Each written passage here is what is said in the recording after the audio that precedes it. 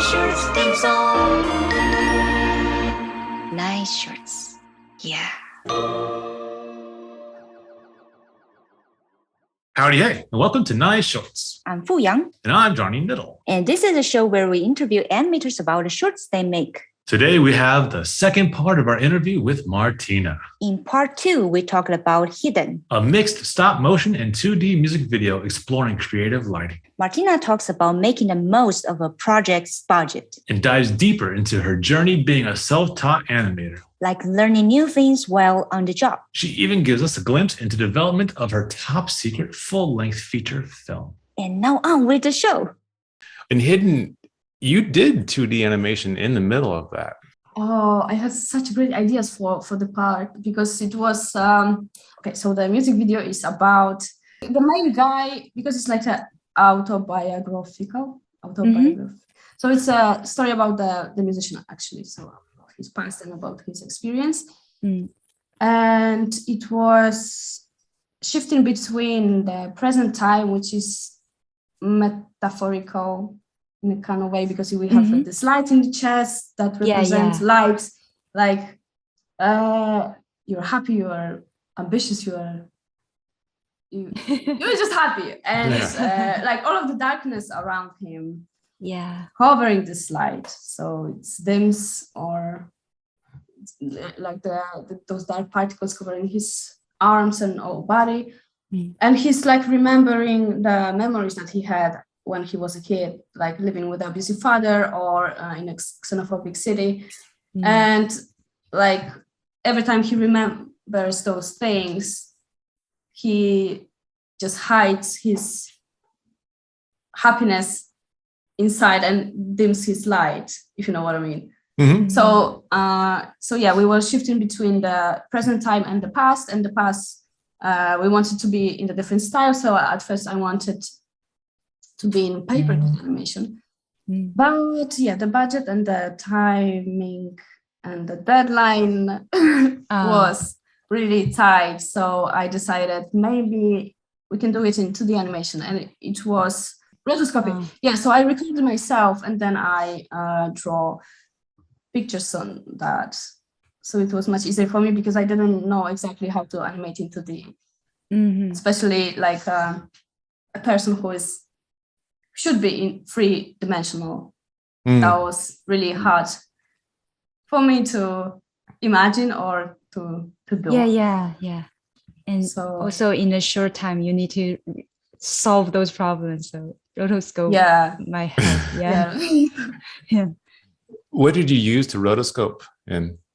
Oh, it was in, I guess, Procreate. Because it was something that I know. So I was it's not the best way, but I know it. So whatever way you did to get it done is the best way. Yeah, if it worked. It was cool. You know, I like the metaphor came through, because then he gets his guitar and he like gets his anger and darkness out into the music, like uses it to express his emotions, and he clears his mind. Yeah, again. clears, cool. Exactly. So when you were doing like puppet designs on that, you have the lights in the chest. I'm curious how you did that. Body, like, is it on the front of the armature? I'm curious. So basically, that was tricky. It's also LED lights. So I did the chest and hips are made from balsa wood. So I drilled a hole and put LED light, and I actually thought what I can cover his body so the light is reflecting very well. So it's not covering the lights very much, because I wanted to use paper textures. So his clothes will be all from paper. But to have the texture that I wanted, I had to use very thick paper. So the light was really dimmed and I didn't like that. So what I did pants from paper, and the shirt was actually really thin fabric, so the light was reflecting very well. And the wire, so the wire came from the chest under his clothes and one leg, and we had to drill a hole in the set. So whether he was his legs were invisible, the wire was like somewhere, and with the whole body shots, wide shots, we had to drill a hole behind and hide the wire somewhere. So did you have just like the wire just stripped and bare wire for a bit? So when you had to go through a new hole, you just wrapped it up to the connecting wire each time, or how'd you do that? We planned the shots that way that he's not walking or changing position while we see the whole body. So okay, like the wire was only in the one position in the hole, like hidden somewhere. And if we had some running shots, that was only from the chest to the top. Was the LED flickering not a problem because it was going through clothes and matted, or? I think we had a dimmer, so it was all right. Like there was no flickering, and also I could animate the light because this thingy. The dial. The maybe. So yeah, I could animate the make it brighter or dimmer. Yeah, exactly. Okay. Because that was the whole point. That was the most important thing in this script, that we have to dim the light and make it brighter sometimes. So that was the most important thing in this music video. Yeah, so for you, the lighting need to be able to animate. So you need to control it. That's one of the new technique you did in this hidden. Okay. And I couldn't do it by myself because I don't have enough knowledge and equipment, actually, because I didn't have all of those things. How was it making the puppet out of balsa wood? I mean, it wasn't a problem, I guess. I know balsa is very soft and light, yeah, exactly. But it held its place and it didn't break. So it was nice. It's like from a balsa wood brick, and you kind of use the knife to chalk and then use the sandpaper to smooth it out. Yeah, exactly. So when you're doing like the joints, is it just a piece of metal just pinned right into the balsa wood? There could be a possibility that the hand can break, or we have to change the hands because there was like two versions of them. One with those black things on the hands, and the second one was clean. So I used square brass tubes that I put on his shoulders, and then I glued the wire. So I could replace the hand if I need, and with no problem. And cool. Everything stayed in place. Your reaction makes it seem like you were surprised it all worked through the whole film. I'm always surprised. Like, what are you doing? Wow. I mean, like, stop motion is surprising. Like, you're doing everything from scratch, and you don't see it while you're doing it. But after you finish, you're like, wow, I did everything by myself from scratch. That is impressive in a way. Yeah. Is that a compliment for yourself? It's to myself? Oh no. Sometimes you have to treat yourself. Treat yourself. Yes, I agree. Because you mentioned about Hidden, this music video, it combines some of symbolic in the film. And I wonder, dark and light, or also like how you animate it to be more easier to see what is happening with the story. Is that most come from you, or is somehow the musician also have some idea to play with that? So the whole script was written by the musician because it was his personal story. So we discussed, and he had a lot of ideas and very like wow, very wow ideas. So we discussed what we actually can accomplish in stop motion and what is doable with this budget. And his ideas were really great, but also complicated. So we stick with the main theme, which was this light coming out from the chest, and I try to wrap his ideas around this main concept and make it doable in our space and with the possibilities we had. So the set you're working on at home, so you have the multiplane, the downshooter, right? And then you have the stage on the side, or are you using the multiplane for both, or how do you manage this? It depends where I'm working, because I've been in 3 flats in those years. And I was working with 3 different spaces. So Hidden was in a bigger space. It was actually in the basement. So we had some more space to shoot it, and you can tell, like, we had much more possibilities to shoot bigger scale, yeah, and backgrounds. But the first things that I shot were in my bedroom. So it's like, I don't know, 7 or 10 meter square space with my bed and with my closets and stuff. So it wasn't much space. But yeah, Hidden was a little bit bigger scale. I'm not saying like much bigger. I think like 2 meters long. That's quite big. Yeah, that's pretty big for the wide shots. Yeah. How do you block everything out? It's in a part of the whole apartment, right? The flat. Yeah. So like, is there curtains around it? Like, yeah, definitely. Like the windows were all blocked. They should be dark as night. And we actually had some bigger lights, like really the lights that you use for a live action set. So they took a lot of energy and stuff. But I don't know, like my cinematographer took care of everything, so I didn't have to think about anything. While you're working on a project, you just have like basically a roommate that has a full stage. Yeah, exactly. Hidden Beams, this musician, is he also go through Instagram? So most of clients are from Instagram so far?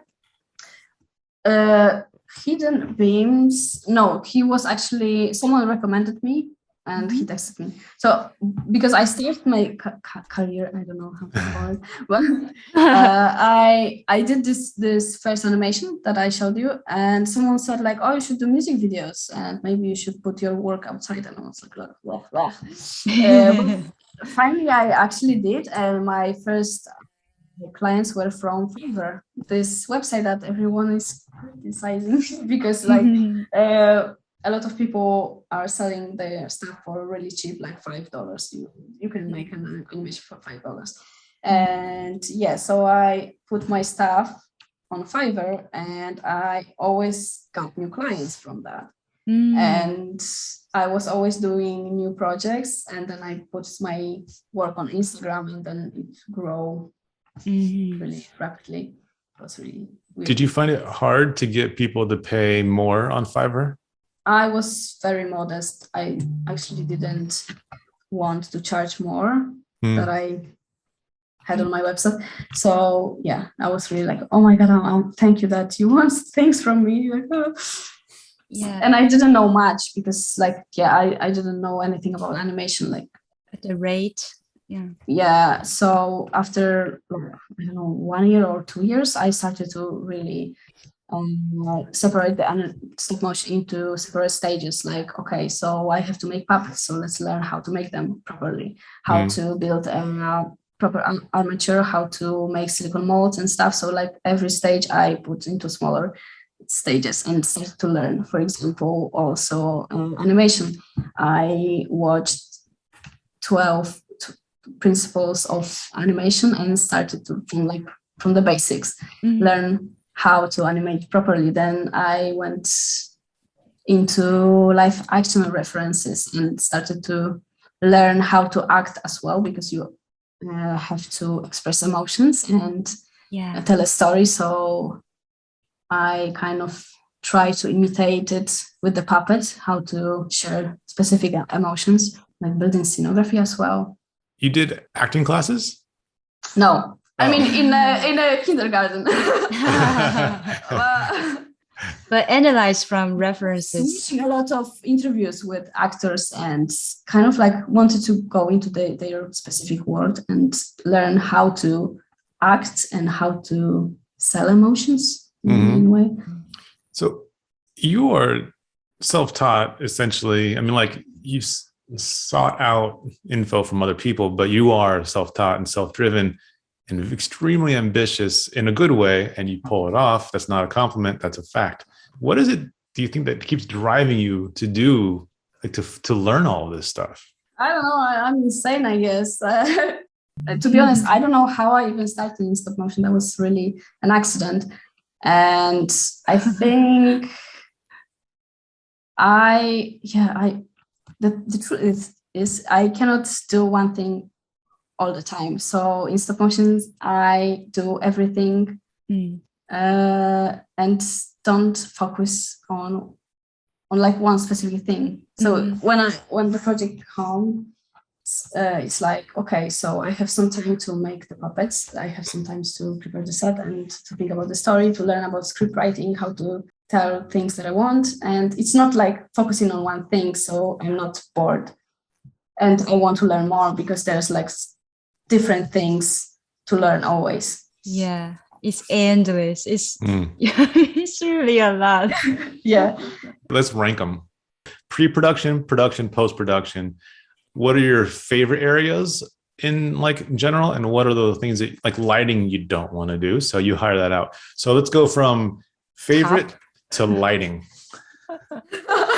Oh, no, the thing I hate the most is editing out the rig and cleaning the things. Yeah, this is the worst. I like editing, like putting the footage together. I love that. That's why I also make a lot of behind the scenes because I love making videos and it's so great.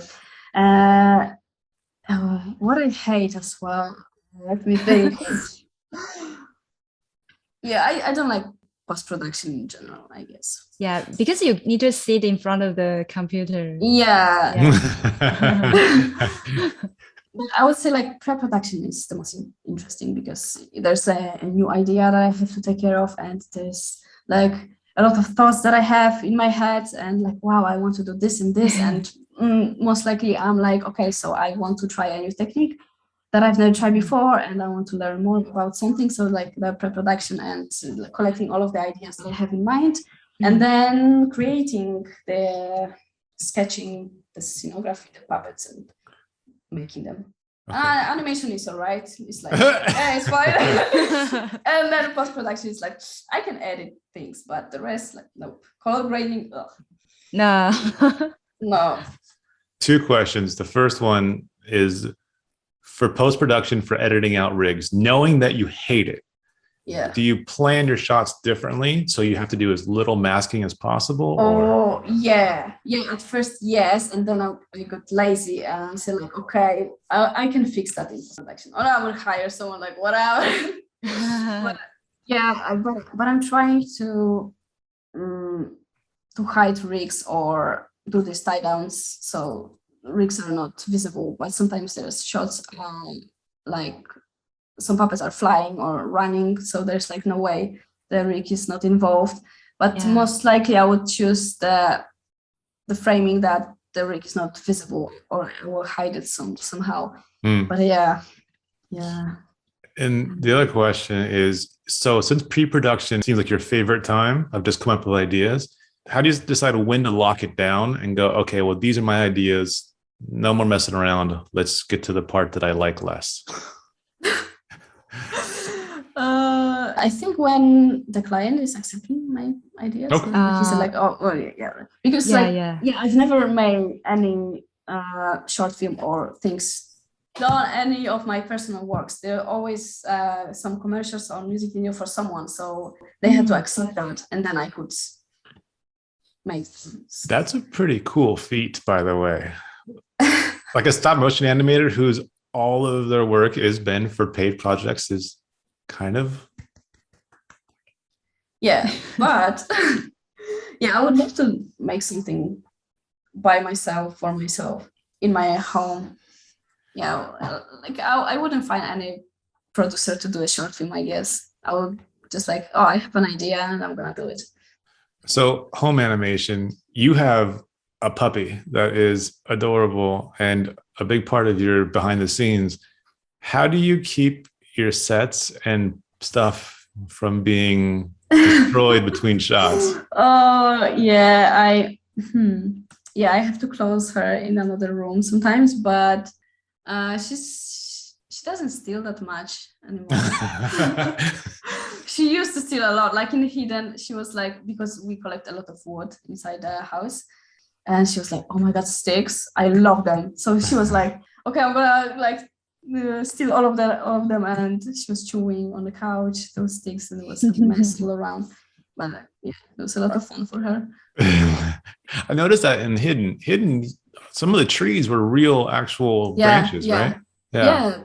We wanted to scope them, but I said like, let's take the real trees. It's gonna be much easier and not time consuming, and it looks great in my opinion. Because there was some where you had them like they were not rotted out, but like you had to take chunks out of it.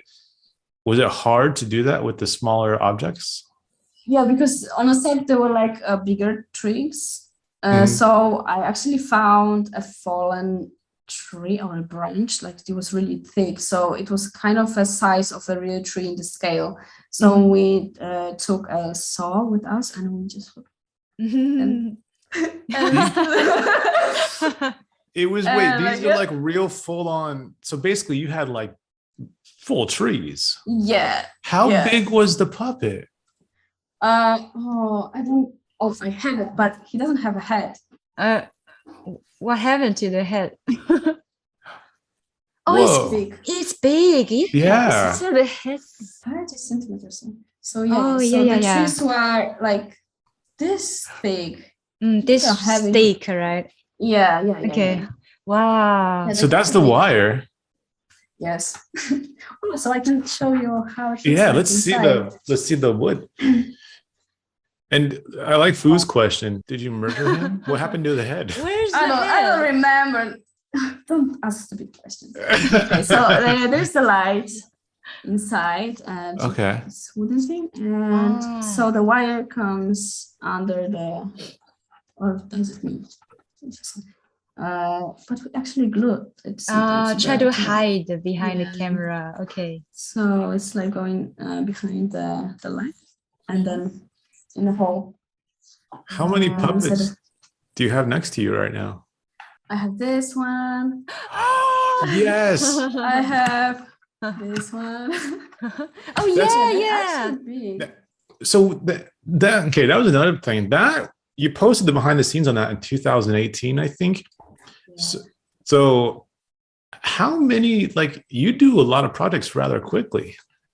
Yeah, because I get easily bored and I cannot stay one project for a longer period of time. Basically, I work pretty quickly.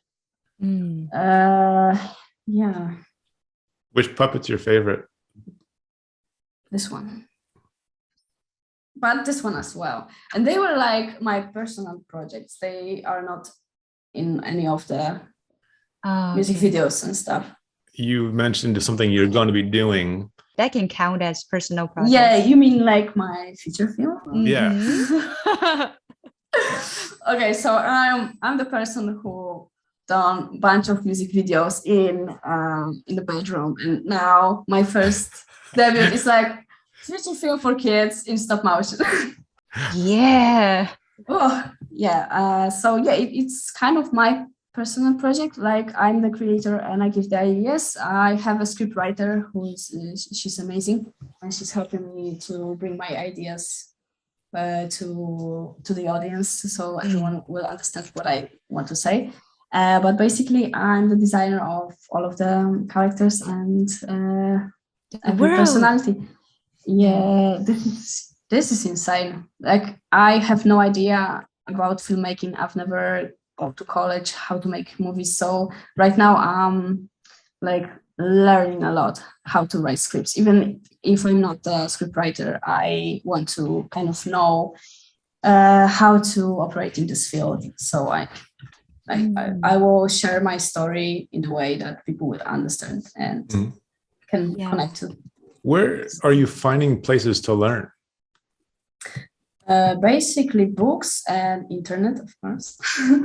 But yeah, I have some books about script writing or even psychology, because I think it's very important to understand how human brain works in a way, how we handle our emotions.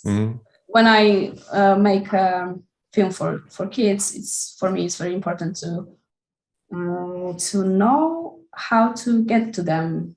Yeah, really have the communication, really get their attention or understanding what you're doing. Yeah, exactly. We talked about that a bit before, where it's going to end up in English, right? Yeah. Any difficulties or anything you've encountered so far about how to translate those ideas into English? I mean, is that something you've already had to deal with at all? No, not Okay. yet, because we are writing in Polish for now. We don't even have a script finished, so there's like a long way. We only got some financing from Polish Film Institute. Oh, cool. For script development, but we have almost nothing for now. It is possible that for the translating, if you want to go all over the world, that one might have another team to help with that, right? So far, it's just focusing on the concept. Okay. Yeah. So it's in a very early stage for now. I'm just curious. I'm guessing you've considered everything, but what were your thoughts about just doing it all in Polish and then having it translated or overdubbed? Like my producer said, it's better to like create it in English right away. But we are writing it for now in Polish, and then we'll have a native speaker that will translate that into English. So what's the logline? Oh, so it's about a cat witch who is living with her father, and basically they're living in the world that is separated from the non-magical people. And she one day, because the father is not allowing her to go outside to the city, and she's like, oh, but I want to discover the world, and she is running away. And meantime, she's meeting a dog who is not from this world. And like non-magical creatures are the enemy of this world. They hate them. And she has to help him find a way home. And meanwhile, she is discovering like the dark secrets about the magical world and the past of her father. Finish the script. I'll learn to read Polish. I will learn the language. I want to read it. Oh, no, you don't want to learn Polish. Yes. That sounds amazing. Yeah, we'll see how it will end. But yes. Well, your feature film, even though the world can be fantasy, magical, but do you feel you will reflect a lot of Poland culture or? Oh yeah, because not Polish culture, but Slavic culture, I guess. Because the magical world, which is separated, the first idea was that because the magic was so concentrated, the flora and fauna evolved into a different way. So we don't have normal animals, we have hybrids that have specific magical powers, and the flowers are all different. So it was also inspired by Slavic mythology. And I took some inspiration from these random creatures and monsters that we have in this. Amazing. Is there any Slavic like mythology, like any tales or stories that people should check out just to learn more? I love mythology from all areas. It's cool. I don't know. I mean, I had that book where all of the creatures were described. What book is that? Bestiarz Słowiański. Oh, perfect. I could Google that later. It's spelled BESTEPRKI. Almost. So that is one of your inspirations. Yeah, and it's so fun because like people believed that if they leave some food in the window, there's some kind of monsters would like, okay, I have food from your house, so I'm gonna be good to you, and I will steal from your neighbor and give it all of the money to you. So yeah, it was really fun. Wait, so when they rob, not only do they leave your house alone, they rob your neighbor and give it to you? Yeah, because you are nice to these people. We know how it started. Some person a long time ago robbed their neighbor. Their neighbor caught them and they're like, no, I didn't do it. I baked a pie and a monster did it. Yeah, exactly. Or like there were some monsters that when you drink a lot, they would just like, lure you and you get lost and you just like fall asleep in the bushes. and it's not you. You know. It's like those creatures. So the same guy who robbed his neighbor, he was really drunk. His wife was pissed off. He's like, no, honey. It's not my fault. The drink it was a forest monster. Mm-hmm. Yeah, and that's a fact. I wanted to see a movie about the guy who created all of these just to get out of trouble. Yeah. Yeah, exactly. That's so cool. That's incredible. Also, because during our conversation, you mentioned about like people in Poland might be a little grumpy, a little like to complain a bit. This is one kind of a personality. Is that possible to show in the film too for some characters? Yeah. I'm also curious about like the parents or the adult with kids. What's the relationship usually look like? Oh, it's like you have to be this way, and if you're not this way, you're not my son. No, I'm talking obviously, but this is basically like I think parents have because it's like a totally different generation, and they were raised in at different times, and so they have this point of view like you should be this, and that, and I think like most parents, and if not, you're wasting your life and you're doing it wrong. You're just living the wrong life. Yeah. So as a director, as a storyteller, would you include those in this feature? Yeah, of course. I mean, like most of the stories are based on real life experience. So when I'm like going outside with meet people and I talk to them, I really love listening to people because then I can kind of imagine in my head what kind of personality is this person and how this person is reacting to different stuff. And then I can actually put it into my film, which is more authentic. Yeah. I'm really scared that you already know what kind of personalities we are. Oh, no, don't be scared. I don't know where to go with it. It's just you put so much thought into so many details that it's just impressive. Yeah, I mean, like better said than done, I guess, because I have all of those thoughts and I have so many ideas, but when it comes to like actually doing them, I feel like I'm gonna fail so much. But we will see. It's How about that? Have you failed on something yet? Yeah, I think so. You have experience of that? Like, you really don't go through? No, I mean, like I didn't fail that much, but I like inside I feel like most of the things are not the way I wanted them to be.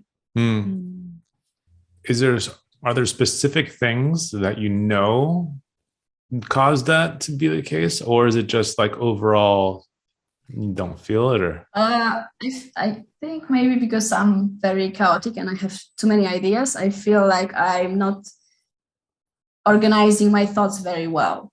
So, and in this feature film, I feel like I have too many ideas and too many topics I want to share.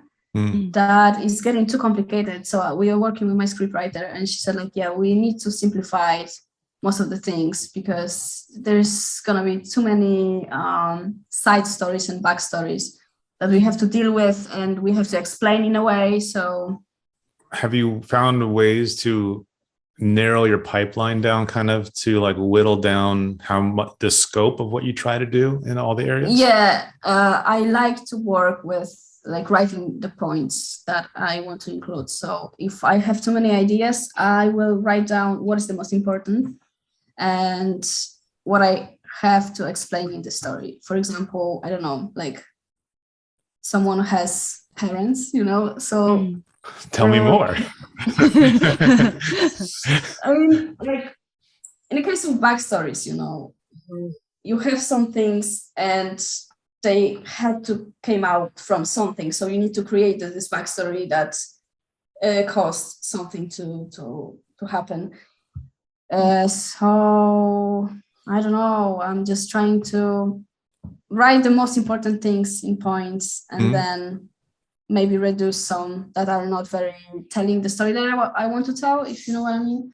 I know that I'm talking things and I'm not giving examples because I can't for now. No, you're good. It's amazing that because you need to have limitation, you have certain amount of time for your feature film.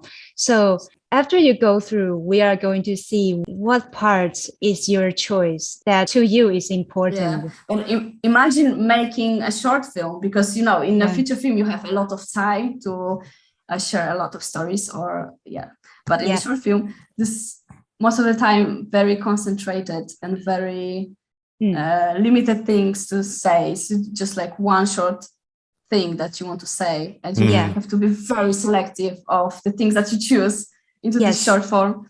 I totally, if someone says they want 20 seconds of music, I'm like, fuck. Yeah. It's going to be so hard. It's much harder. Yeah. So backstory is something that's a big part for you in all of your storytelling. Yeah, because I want like everything to make sense in a way. Mm-hmm. Even if it's not on screen, I feel like the important things should be explained. Mm-hmm. I'm on board. I agree with you. So do you fully flesh out backstories for all of your characters? You build the whole world? Yeah, because like every person needs to have motivation for the action. So like everyone, no exceptions. Mm-hmm. So I actually spent a lot of time on figuring out who like not important people in this story are. Like why do they work in this shop? Why they are acting like this? Why they are grumpy? Why they're happy? Why, like everything. So why are they grumpy? Because life sucks. the weather, the winter weather is not cool. Summer is too hot to affect. There's one good day, damn it. Can you share with the audience, how do you get a pitch? Like, who invited you to try to develop this feature film together? Oh boy. Yeah. Like, okay, but I've never done a proper pitch before. Like, okay, never. So the producers contacted me and they asked if I have some ideas for a TV series at first. And I gave them some log lines and they said like, okay, we want this idea, but in a feature film form. So I said, okay, I can give you that. So yeah, this is how it started, but I've never pitched this film before yet. Yeah, and the producer find you is because how you do great in the festival, right? Yeah, I mean, they are also from Warsaw, so we actually like probably bumped into each other in some festivals, and yeah, they knew that I exist. Anyway. They were correct. You do exist. Yeah. Another little extra is that Instagram helps you a lot about sharing your process, ideas, all the beautiful work. And how about Behance? Like, why do you choose that platform as well? I choose that because I don't have my website yet. So I can put it somewhere, but I'm making my website. So all of my works will be there. But for now, it's hidden. Oh, so it's temporarily Yeah, choice. it's temporarily. Yeah, Okay. because I want to put like all information about my feature film and the projects that I cannot share right now because they are like from other directors.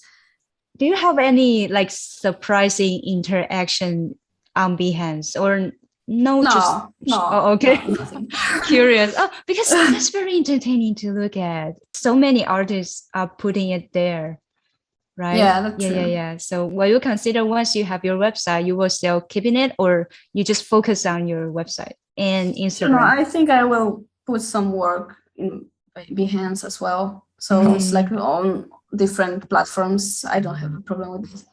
But yeah, it's also a lot of work, putting stuff around. For example, I don't post on Facebook anymore because I'm with you. not worth it. Okay. So the only platform like I really take care of is Instagram. When you do one of those Behance posts, how long does that take? A long time now. It looks like a lot. Because you also need to write a description, work on that, what is this about? Yes. And the pictures and stuff, It's the worst. Another additional thing I'm quite thankful is that sometimes when I see your story, you are open for followers to ask you questions, especially sometimes are pretty technical questions. And I see your responses always full of information. Anything you want to share about this aspect? Yeah, because like I'm self-taught, so I didn't have any resources to learn from. I actually have to ask other people to give me some advice. So yeah, I'm always like, if someone is asking me some questions about technical aspects of stop motion, I'm always like, yeah, I will tell you some details, because yeah, there's not much places that you can learn from. Even if you go to college and study animation, it's like very little universities that you can actually learn something about it. You can go to some courses or workshops, but there's not much places that you can learn this kind of stuff. So I'm always trying to help people. Who are some people that have been really helpful to you? So the first course or workshop I attended was in Valencia, Spain. There was the first time I actually learned how to animate in the proper way, and it was also like stop motion animation. So for me, it was like, whoa, I didn't know that these kind of things exist. And yeah, the second course I attended was this puppet making one, in which there was like specified on stop motion. There's not many platforms that you can learn from. I mean, like now people are more open and making more workshops and courses online. But when I was learning, there was like nothing, literally nothing. So I have to, ask people with more experience to give me some advice, or even watch my animations and give me some advice. And that helped me a lot. Just feel happy that you got support system. It's nice. Yeah. Now, what is your question for the next guest? Oh no.